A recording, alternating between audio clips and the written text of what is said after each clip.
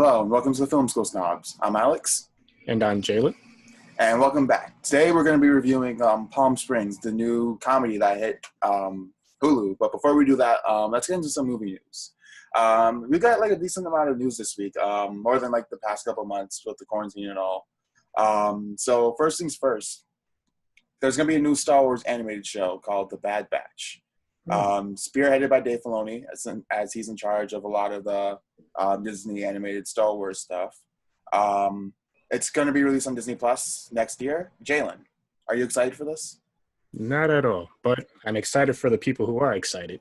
I think we said, because there was some other thing we talked about with Star Wars a few weeks ago where I think I said something along the lines of, after episode 9, I'm kind of over the whole saga and the whole series, but the fact is that Dave Filoni, everybody likes him a lot, and I know a lot of people are really looking forward to it. So, props. I'm happy for those people, I should say. Yeah. Like I've never been big into like the animated Star Wars stuff. I've watched it here and there, and I found it really entertaining. But from what I'm reading from the snaps, it's going to follow the group of clones known as the Bad Batch after Order 66. It kind of just like follows like that issue I'm having with Star Wars right now, where they're really scared to like explore anything outside of the movies. They're just exploring the same eras over and over again, the prequels and the original trilogy. They're not really expanding on their universe, even with the Mandalorian that took place only 5 years after Return of the Jedi, and like it was heavy on callbacks. You know, they brought back Baby Yoda, they brought this guy who looked like Boba Fett, but he wasn't Boba Fett. So I'll check it out. I'll see what it's about, but I would definitely like Star Wars like start moving out of like established territory. I want them to like either look to like farther back in the past or farther in the future for the next like animated series or movie trilogy or whatever. Yeah, no, I mean, I agree 100% because, I mean, everything doesn't have to revolve around the Skywalkers, you know? But, yeah, I don't know. Just the whole space fantasy thing, for me, it's just like I'm kind of over it now. I don't know what they could do to bring me back. They would have to go completely left field with it and just, like you said, explore those different things. But as of now, I don't know. I don't know what they could do to make me excited for any type of Star Wars news. Yeah. So next bit of news, Netflix is going to be releasing the Russo brothers' next film called The Gray Man. This is going to be a James Bond-esque espionage film based off books, starring Ryan Gosling and Chris Evans. This movie's going to cost Netflix $200 million, which is like the most they've ever spent on a film. Jalen, are you excited for this?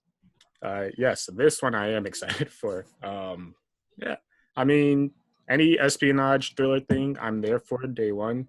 But the fact is, you got Ryan Gosling and Chris Evans, lit, and the Russo brothers, super lit. So, yeah. And the fact that it's Netflix, so I don't even have to leave the comfort of my home. So, it's got all the recipes to make a very entertaining film. So, I'm down.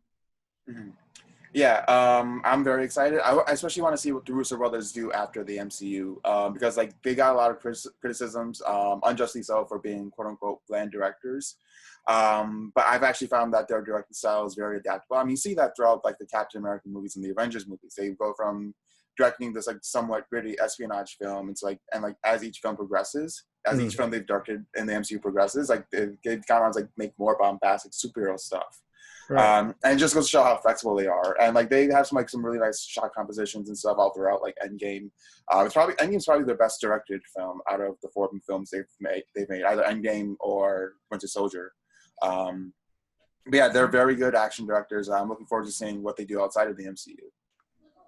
Yeah. I mean, did they say when production date was supposed to start or anything like that, or not yet? Checking right now. Yeah, I don't see anything about a production date.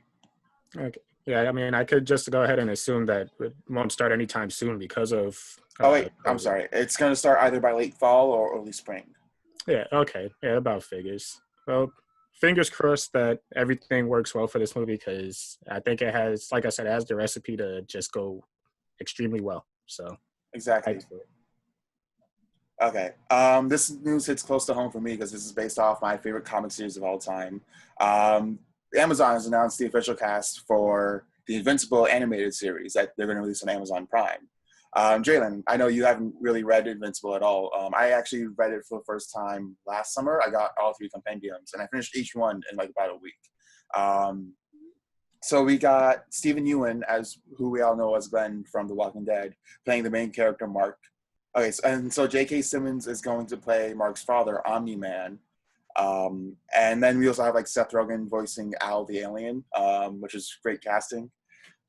Um, yeah, like looking at the cast right now, we got like Zazie Beetz, Walton Goggins, Mark Hamill. We've got like a really great cast here. For sure.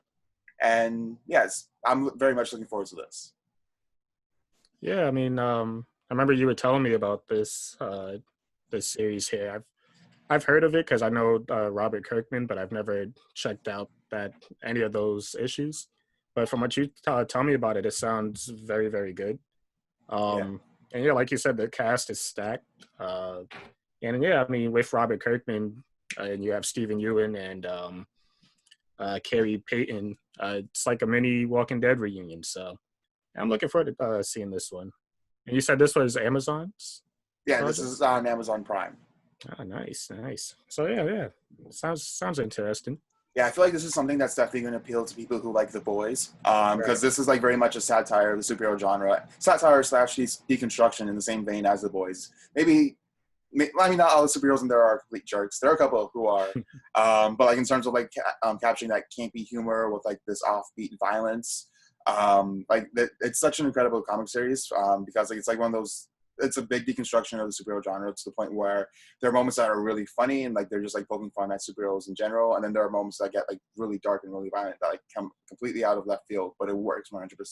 Kind of like Barry, where like Barry is like mostly comedy, but then like it also has its really dark moments to show like Right. character development and stuff. Right. Yeah. Yeah. So yeah, I mean, listen. I once again, just like the last thing, it sounds like it has the recipe to be something very special. So let's hope it works out. Same. Up next, Paul Thomas Anderson, who's like one of the most famous filmmakers of our generation. His next film, a 1970s San Fernando Valley movie, is heading to MGM. From what we know about the film, it's a coming of age story that's going to take place. It's going to follow a character throughout high school in the 1970s. And MGM has now picked up the film, and it's going to start production in 2020. Jalen, what are your thoughts on Paul Thomas Anderson as a filmmaker? Yeah, I'm not. I can't really say that I'm the biggest fan of Paul Thomas Anderson, just because I haven't really seen that many of his films. Like I know I've seen Phantom Thread, I've seen There Will Be Blood, and Punch Drunk Love. Did he do that one? Yes, he did. Okay, so yeah, I've seen those three. I'm sure there's another one I'm forgetting, but yeah, I mean, I'm not like the biggest, I don't have his whole filmography on hand, but I know he's a very talented filmmaker, and uh, anything he really made. I mean, I'm pretty sure this announcement in itself pretty much guaranteed him the Oscar nomination for Best Director. So he's definitely got that clout. Only thing I thought that he said that Phantom Thread was going to be his last film, though, which is, or maybe I just made I that. think you mean Daniel Day-Lewis. Oh, right, he's the one that always retires. Right. Yeah. And even still, I don't believe that. But okay, yeah. But yeah, in any case, yeah, I'm a big film guy, so obviously I'll check it out when it if it hits theaters or whatever. Mm. I like how you say if it hits theaters. Listen, man, it's the day and age now. It either goes to streaming or just gets delayed indefinitely. Speaking of being delayed indefinitely, we're going to talk about Tenet later. But before we move on to that, yeah, Paul Thomas Anderson, I'm a huge fan of his. Punch Drunk Love is like in my top 10 favorite movies of all time. That's just like my favorite feel-good movie. And that was the movie I always pointed to when people like hated on Adam Sandler before Uncut Gems came out. Now I point to Uncut Gems and Punch Drunk Love. I always pointed to Little Nicky, but continue.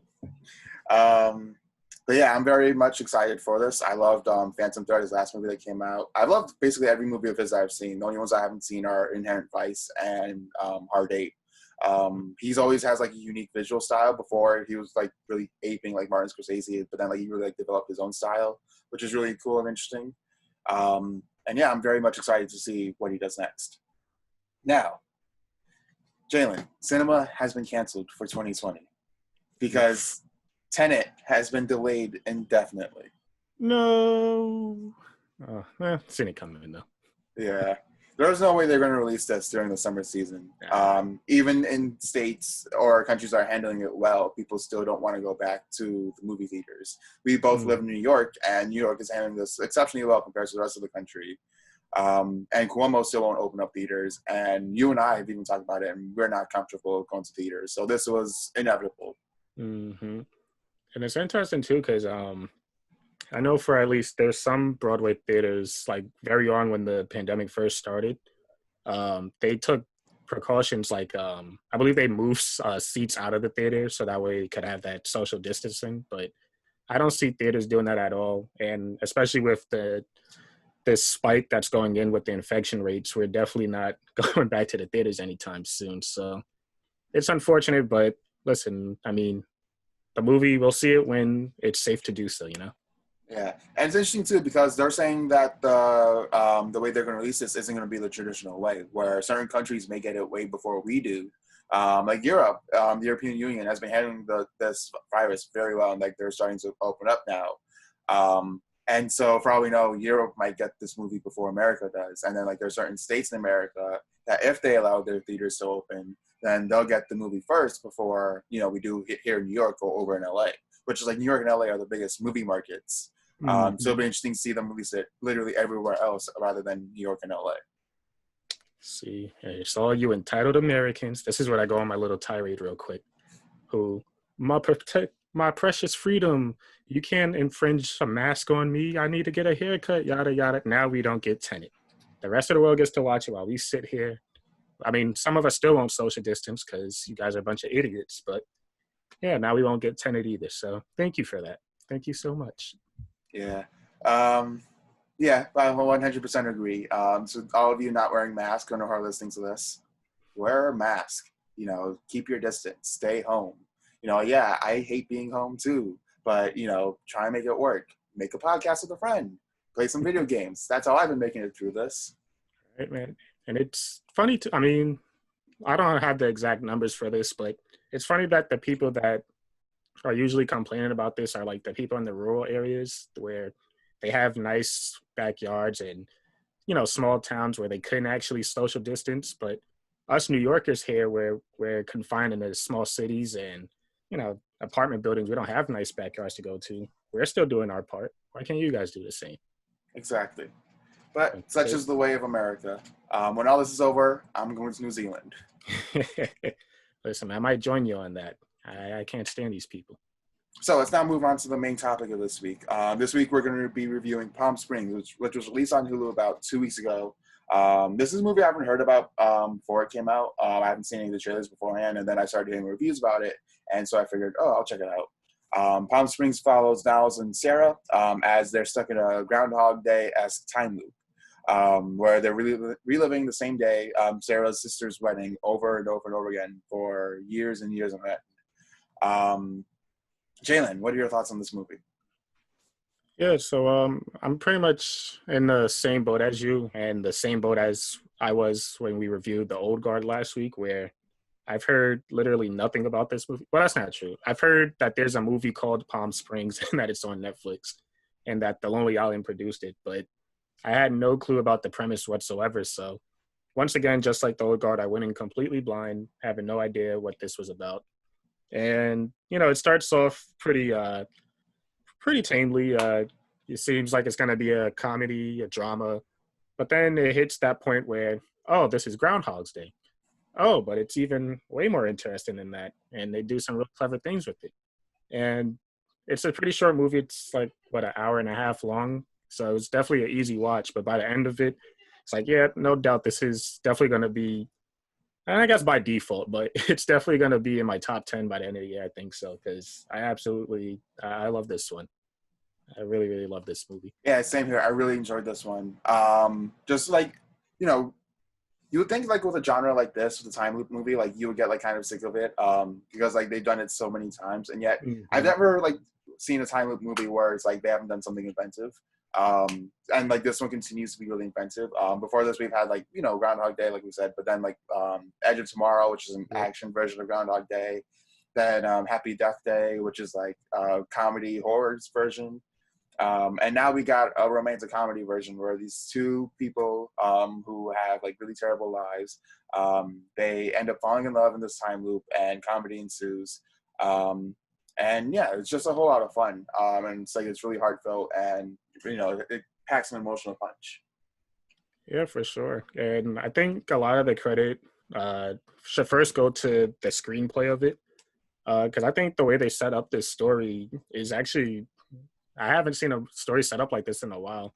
Um, Specifically from the point of view of someone who didn't know the premise going in, I thought just the opening act of showing Niles's routine, you kind of get the feeling like, all right, well, this is a guy that's kind of fed up with life. It seems he has this, he's kind of just over it and just living just to live at this point. But you don't really understand why until we get to the whole Groundhog Day aspect of it. And the way they really play that out and then added in, I forget her. I know she's in How I Met Your Mother, but I don't know how to pronounce her name. Kristen Kristen Milioti.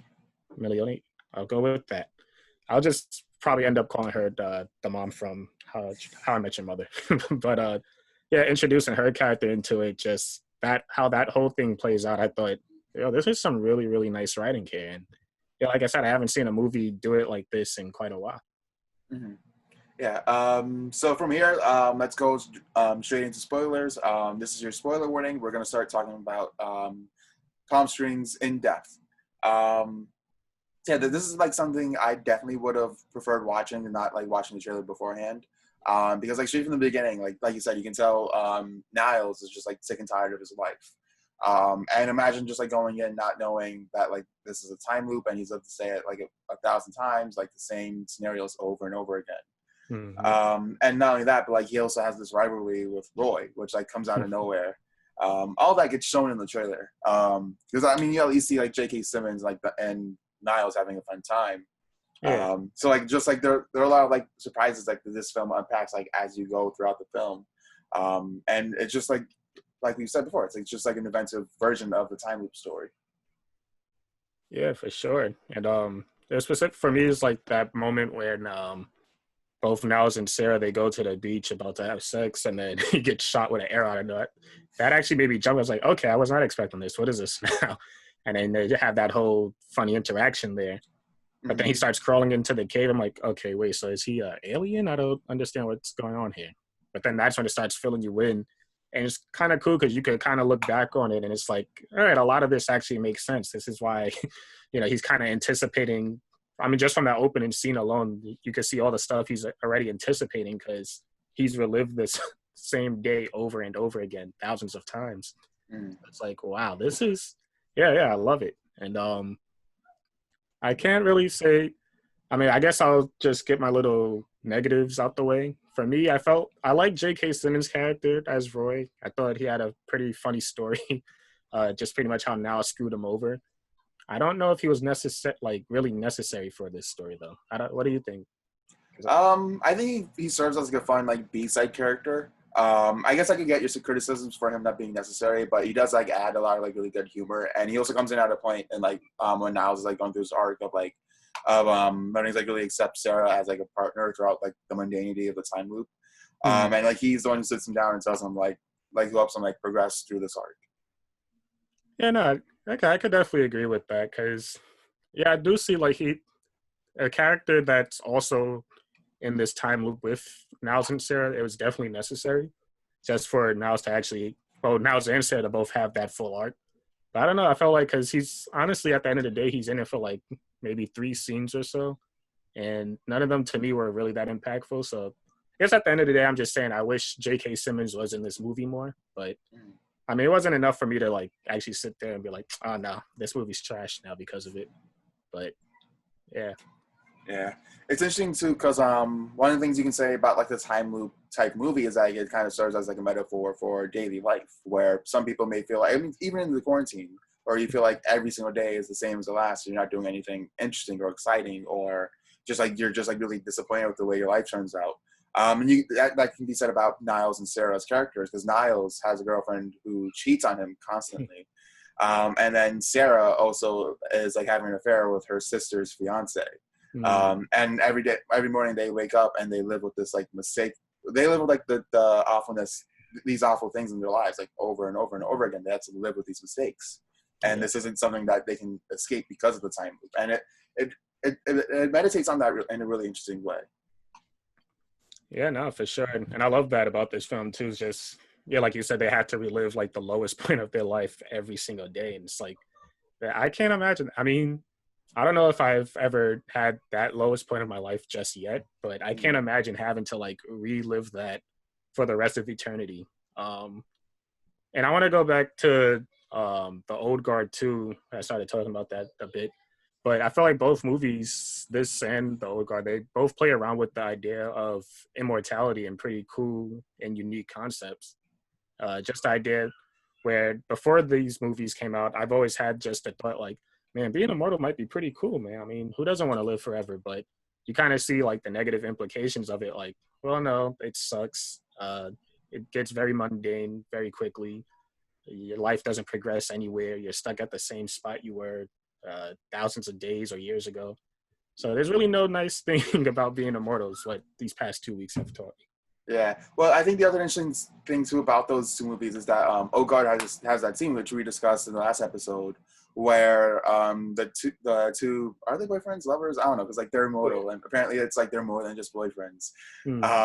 But like they say how like their companionship is really what gets them throughout their immortality. It's like it's what keeps them going, and that's kind of like the same point that Palm Springs arrives at, where the relationship between Niles and Sarah, the time loop they're in is like an awful scenario to be stuck in, but like they're stuck in it together, and because of that, like they've really grown the strong bond, and like this thing that's like really mundane and like that they suffer through is like become a bit less sufferable.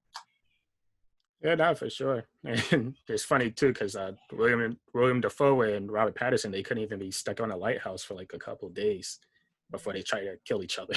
But Yeah. in any case, yeah, I mean, I can't really say that many good things about this movie. I also wanted to ask you too the since we're into spoilers, uh, the grandmother that comes up to them and tells them like, "Oh, that's the best speech I've heard at a wedding." Is she also in the time loop? You think? That's an interesting theory. Um, I'm gonna say no. I haven't seen anything to say that she's in a time loop. The only reason I say that is because well, it only really clicked for me at the end because she tells Sarah like, "All right, good luck, honey," as in like she knows what she's about to do, like she's about to get out of here. But then it's also interesting because when Andy Samberg at the beginning gives that whole speech that gets Sarah to sleep with him, she comes up to him and says, "Yeah, that's the best speech I've heard at a wedding in years." And then she says along the same lines to Sarah at the end of the movie. So it's kind of to me, I was like, all right, so she also got stuck in this time loop here, but I don't know. It's interesting because if you're old and stuck at a time loop where you're reliving the same day over and over again, would you want to get out, or would you just rather just live the rest of your life there? I don't know. I get weird like that. I start thinking about all these philosophical things about it, but yeah, I don't know. It's interesting. Well, it's interesting too because at the end of the movie, Niles and Sarah do end up getting out of the time loop, because like they're not content with like being stuck in the same day over and over again. But yeah, J.K. Simmons as Roy, he eventually learns to live with it because at the end of the day, he has his family, he has his kids, and so he's like, yeah, you know what, being in a time loop sucks, but at least I got my family. So I guess it's different for different people, you know. Right. And yeah, I mean that was a funny line too, where he was showing uh, Niles his family. He's like, "Yeah, there's my son over there. He's watering poop." It's like, what the hell? But I don't. Do you think Roy's gonna actually try to break out of the time loop himself? Because I know Um, Sarah taught him like this is what you need to do, yada yada. Wait, did Sarah? Because I maybe I missed that part of the movie, but I was always under the impression they just like left Roy behind.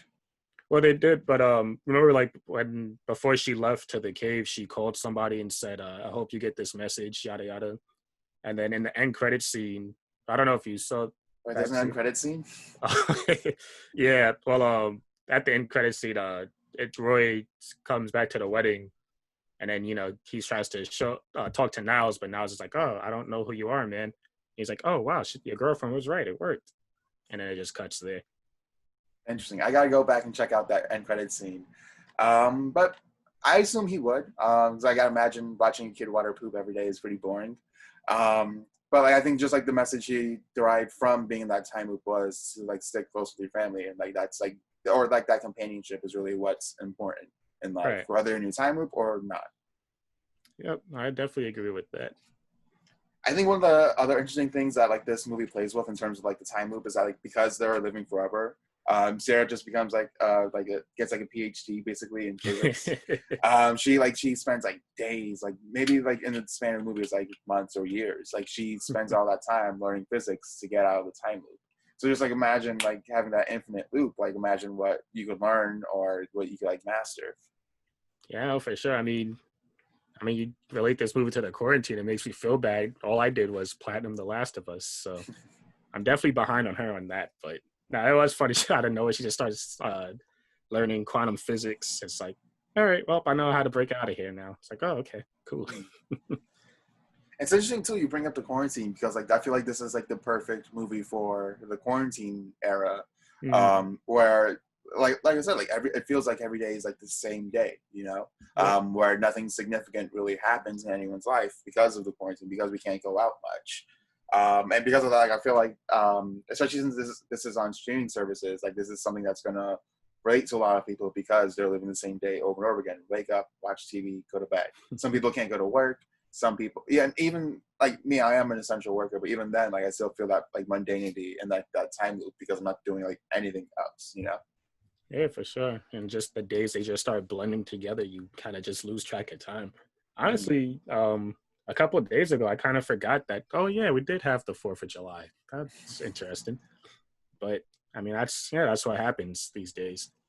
Mm. So any final thoughts on Palm Springs? Uh, Other than just check it out, man. I mean, it's on Hulu, so go ahead, stream it. I also read up on it too. So apparently, the movie it was at Sundance earlier this year, which yeah, I mean that sounds like forever ago. But supposedly the movie sold for like 17 million, which is like holy crap, that's amazing for a Sundance film to win to like get bought for that much.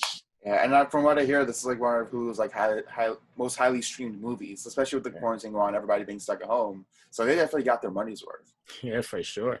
I mean, I don't know if they're like experiencing like Netflix revenue yet, but listen, man, I think Hulu's got some of the better shows and some of the better original series and stuff and films.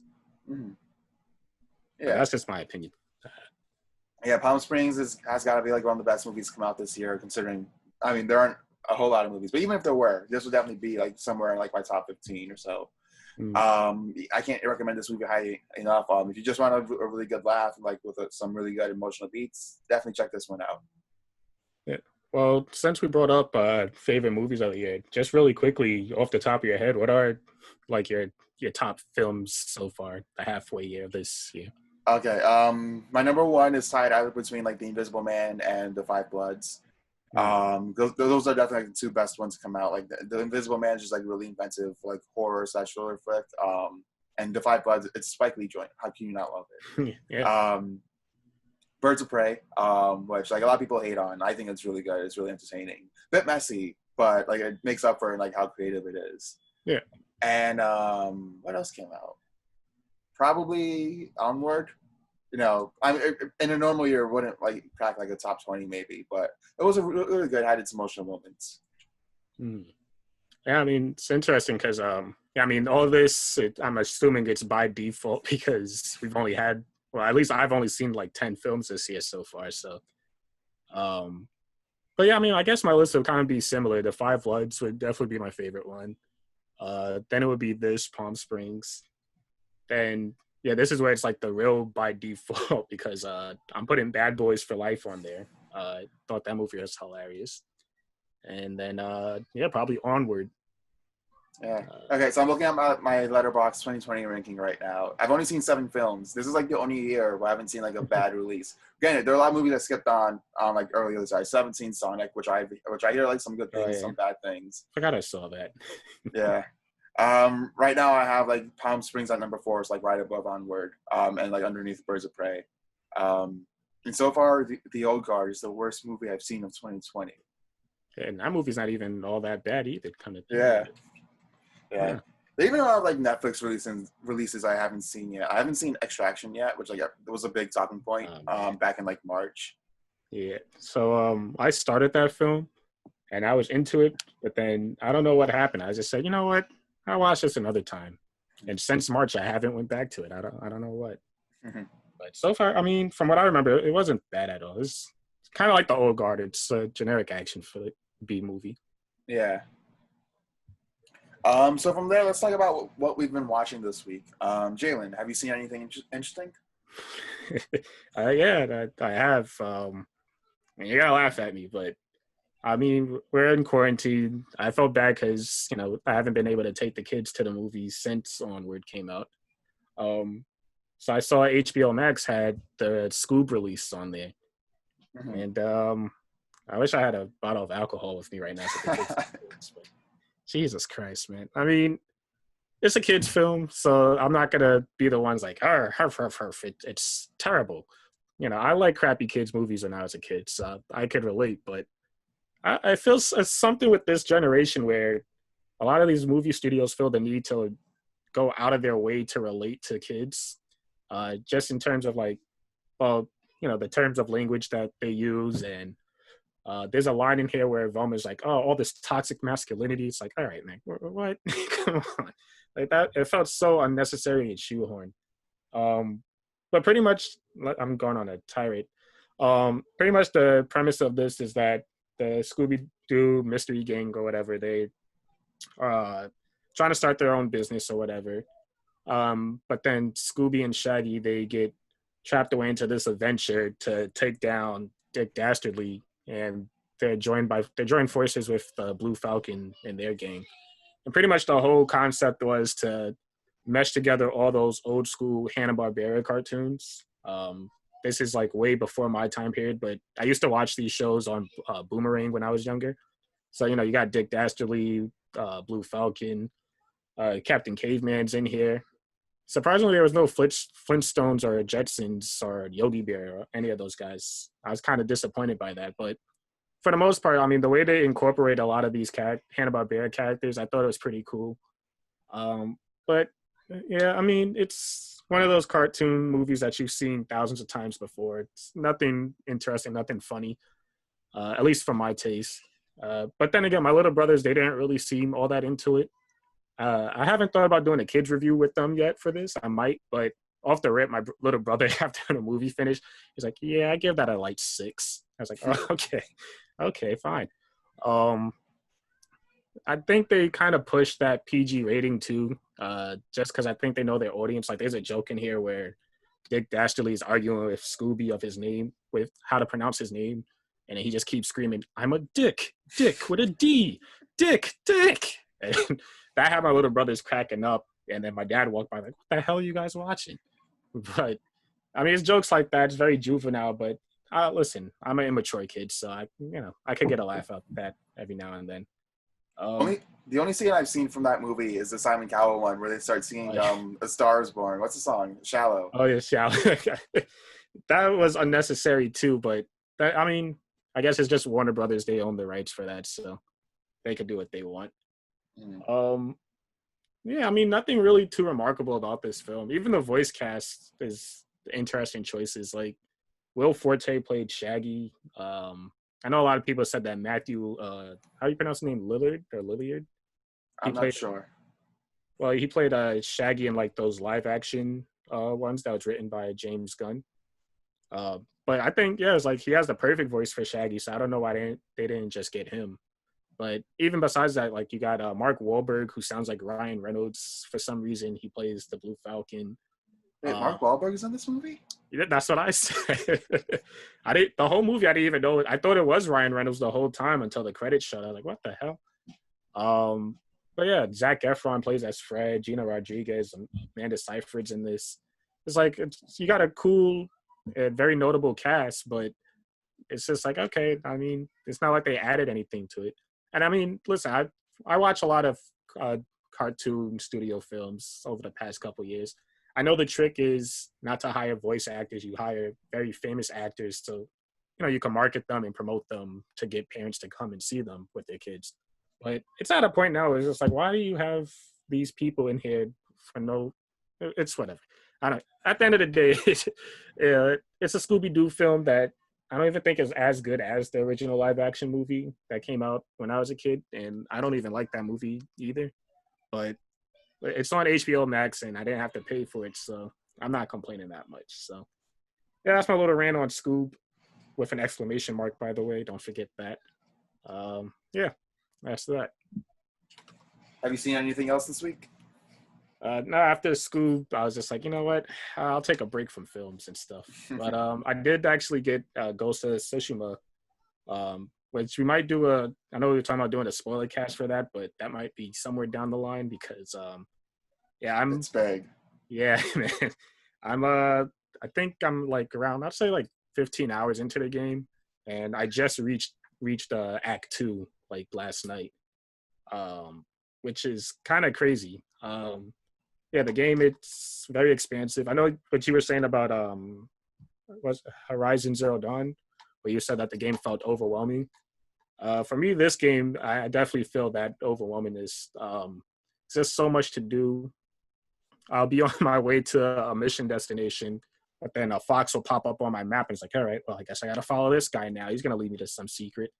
And then I'll just be doing like 10 of those until I do like a side mission. Then that side mission, I'll get preoccupied with that for like 20, 30 minutes. And I'll do another one. And it's like, okay, well, I've been playing this game for 4 hours now. Let me actually just do one main mission now. But then there's an enemy territory that I got to take over. So I was like, oh, Jesus Christ, man. And keep in mind, like, I don't mind any of this stuff. Like, I actually love it. And I love how expansive it is. But for a guy who, for me, it's probably weird, but I actually play games mostly for the story. Like, I know it's like, well, it's a video game. You should play for the gameplay. For me, it's like, well, the story takes over everything. I'm someone who's always intrigued into just narratives and, just all the ways you can explore narratives through any medium.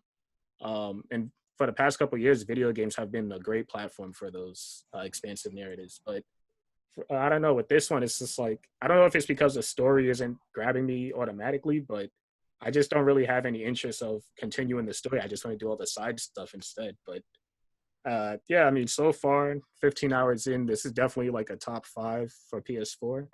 I'd highly recommend it. But it's definitely like, you'll get distracted in that game very easily. So, yeah. Yeah, I was like super hyped. Like I've said before, it's not that I dislike open. I actually love open world games. Just like lately, I haven't had like the attention spans like finish an open world game. Still Mhm. have yet to beat. Like I said, still haven't beat Horizon. I still haven't beat Red Dead 2. But guess what, guys? I'm stuck at home and I got nothing better to do. So I'm playing Ghost of Tsushima. It also comes from a place where I just love like medieval feudal like. I basically just love sword and sandal stuff. Like you guys know, I have like Lord of the Rings, like any like type of like fantasy stuff, like knights and stuff. That also extends to, like samurai or like ancient like Eastern cultures. Mhm. I just like swords and armor because it looks cool, you know. So yeah, I was very hyped for Ghost of Tsushima, and from what I've played so far, I'm super into it. It's got to be like one of the best looking games on the PlayStation. Just like the scenery and the colors all look great, straight out of like a samurai movie. And yeah, I too am getting distracted by the side missions a lot. Yeah, man, it's something. But have you played it on the Kurosawa mode? A little bit of the Kurosawa mode. My thing with like the black and white is that like you're and speaking in terms of film, like the film needs to like be lit a certain way in order to like make that black and white contrast look really good. Mhm. That's like a lot of like the classic noir movies or classic Kurosawa movies like are lit to like make the black and white pop out, or I like to feel like for the black and white to make the images pop out. Right. For this game, it's the lighting isn't there to like support the black and white for me personally, so I just play it with the regular colors. Yeah, for me, I tested out the Kurosawa mode just to see what it looked like, and I actually think it looks great too. I even like they have like a little frame speckering throughout, and it like Mm. flicks like it is actually an old Kurosawa film. But for me, I just played it regularly just because I I got the HDR TV and I want to see those colors pop, and boy, do they pop, man. So you're Oh talking about yeah. the scenery, just like how the grass moves and the flower petals, it starts, the wind blows it all over the place. When you get into the duel, just how that whole thing is colored, that game looks amazing, man. It is amazing. Yeah, so I'm very much looking forward to finishing the game, and hopefully we get to do a spoiler cast where we can bring back Joshua and Walden, because like the Last of Us spoiler cast was great. So, Oh yeah, yeah. Very much enjoyed doing that one. and our most viewed video of this year since we brought back the film school snobs, which is great. Nice. Just to go into like what I've been watching over the past week. I remember when I was 15, when I was in high school, I was a bit of a weeboo. I like some anime here and there. And one of the big ones I was into was Attack on Titan. And recently I started rewatching it. I'm about like 15 episodes into the first season. Keep in mind, I've only seen season 1 so far. I finished that when I was like 15 years old, and like I never got around to like check out seasons 2 and 3, which I plan on doing soon. But Attack on Titan is like one of the more unique animes out there, compared to like a lot of like it's like contemporaries, where a lot of them do tend to get like very like they lean more like the campiness and the silliness. This one has like more of a, like a drab tone. Like it's like kind of depressing because these characters are fighting these like monsters known as Titans, like, and they're basically impossible to defeat. They have like one weak spot in the back of the neck, but there's like they're super big and they eat just for the fun of it. So these are characters that are fighting these like really scary monsters.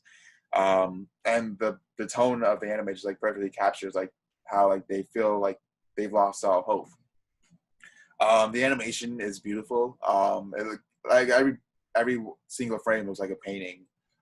Which is easy to say about like video games, like any type of like animation. But this one like really does look like a painting. And yeah, it's just like an epic anime that I'd recommend to like anyone who likes anime or is like interested in checking it out. This is like a great gateway anime because it kind of avoids like all the cliches and stereotypes that you expect. Oh, nice. Yeah, Yeah. I actually watched like the first 2 episodes of it, and I was actually really into it. And I'm the guy that, along with fantasy stuff, I'm not into anime at all. But this one actually had a pretty good storyline. Yeah, the thing with anime is that like, especially I find like when people want to like recommend animes, they want to recommend like all the stuff that's like 20 seasons long. I can't tell you how many people I've had like recommend One Piece. Like, oh, you gotta watch One Piece; it's so great. And I'm like, dude, One Piece is as old as me. Like, it's 21 years old and it's still going. I'm not watching all of that. And I remember I tried watching Naruto, and there are things I like about Naruto, but they drag it out for a very long time. Man. Too long. Like certain battles go on for like 20 episodes, and it's like, well, it's a battle. It's supposed to be kind of quick, you know. That was my issue with Dragon Ball Z actually, because that back in middle school, it's like if you weren't watching Dragon Ball Z, then you were a lame. So it's like I had to watch it just to keep up with my friends, but I could not get it. Everybody would just be talking all the time, and then it would drag on for like 20 episodes. I'm like, dude, come on. I get to the good stuff here. Yeah, I never watched Dragon Ball Z as a kid. And I watched like a little bit of like the original Dragon Ball show. And I was like, at the same time, I was like getting into Attack on Titan. And that one's pretty good. It leans more into comedy than the action. Like Dragon Ball Z is more of like the epic fights. Dragon Ball, it's a really funny show, whereas it follows like little kid Goku. And it's also like way more like R-rated. So definitely don't watch that one with kids. And no. I also rewatched Ocean's 11, the Steven Soderbergh heist film. Jalen, I know you love heist movies. And yeah, this is just like a really fun movie. Like this has got to be like one of the most fun movies I've ever seen. Because it's really not trying to do anything like new or different. It's just like trying to have a good time. So you've got like all these like really cool and like charismatic actors, George Clooney, Brad Pitt, Matt Damon.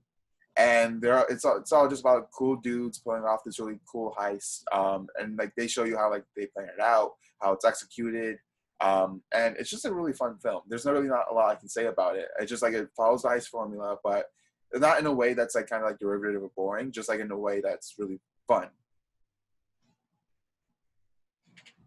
Yeah, no, for sure. I mean, I think because also that it's a remake of the one with the Rat Packs. I forgot who directed it, but it's like from the 60s and it Frank Sinatra and all of them. So it's like just by virtue, it really doesn't do much differently. But I mean, since this movie, the Steven Soderbergh one came out, every heist film after that ever came out after that, it borrowed something from this film. And yeah, I could watch that movie over and over again. I can't say the same for Ocean's 12 or 13 for that matter, but 11 or 8 either. I forgot that came out actually. But Ocean's 11 is dope. Yeah, I remember being really hyped for 8, and then just like I remember the reviews came out. It's like, yeah, it's just the same thing as 11. So I said, now I'll just skip it. Yeah, actually, I went to the theaters to see it, and it wasn't bad, but pretty much it is the same thing as 8. Like, it actually has like the same type of rivalry or whatever. It's like, all right. But one thing they did do interestingly, and I guess it's kind of spoilers, but they actually made Sandra Bullock Danny Ocean's sister. So I was like, okay, well, that's a cool tie-in. But other than that, it's pretty forgettable. Mhm. So that's going to be all for today's episode of the Film School Snobs. Jalen, where can people find you on social media? Yeah, I mean, you can't, but if you really try hard enough, you could follow me on Reddit at jmike127 or follow me on Letterboxd at Jalen Michael. You can find me on Twitter as Jedi Master Alex. And then you can also find me on Letterboxd as Alexander Zabetta. You can also follow us on Instagram at the Film School Snobs. And also email us at thefilmschoolsnobs@gmail.com. Thank you very much for watching this episode, and we will see you guys on the next one. Later.